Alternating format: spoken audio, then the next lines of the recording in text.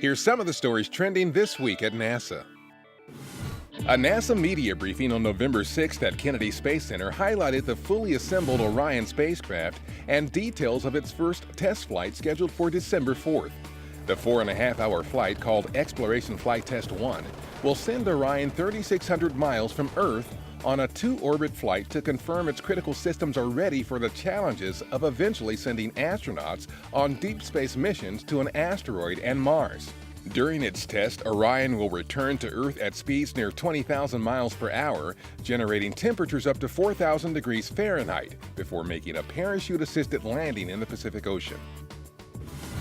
On November 5th, teams conducted a wet dress rehearsal at Cape Canaveral Air Force Station's Space Launch Complex 37 for the United Launch Alliance Delta IV Heavy, the rocket that will launch Orion on its December test. The Orion crew module, service module, launch abort system, and adapter are scheduled to arrive at the launch pad on November 11th and then be lifted on top of the Delta IV Heavy in preparation for the December flight test. At the Gagarin Cosmonaut Training Center in Star City, Russia, Expedition 4243 Soyuz commander Anton Shkaplerov of the Russian Federal Space Agency, NASA flight engineer Terry Virts, and flight engineer Samantha Cristoforetti of the European Space Agency are participating in traditional activities prior to their launch to the International Space Station. The trio is scheduled to launch from Kazakhstan November 23rd Eastern Time to begin a 5.5-month mission on the station. During a November 4th meeting in Paris, NASA Administrator Charlie Bolden and other heads of the International Space Station agencies from Canada, Europe, Japan, and Russia issued a joint statement reaffirming their support for continued ISS operations, recognizing the many benefits of the station, including breakthrough biomedical research, technology development, and expanding commercial use of low Earth orbit. The U.S. has committed to extend ISS utilization to at least 2024. A sample from the first rock drilled at the base of Mount Sharp by NASA's Curiosity Mars rover in September has yielded the mission's first confirmation of a mineral mapped from orbit.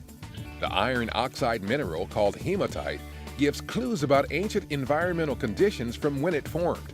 In 2010, NASA's Mars Reconnaissance Orbiter also provided evidence of hematite in the area of the drill site. This confirmation of orbital data could help researchers predict where to drill for certain minerals as the rover makes its way up Mount Sharp. NASA's Low-Density Supersonic Decelerator project was the focus of a recent What's New in Aerospace discussion at the Smithsonian National Air and Space Museum, featuring Principal Investigator Ian Clark from the Jet Propulsion Laboratory. LDSD is testing cross-cutting technologies to safely land heavier payloads on Mars and other planets with atmospheres. The successful flight in late June of the rocket-powered saucer-shaped test vehicle into near space in Kauai, Hawaii, was the first of 3 planned for the LDSD project. And that's what's up this week at NASA. For more on these and other stories, follow us on social media and visit www.nasa.gov/twan.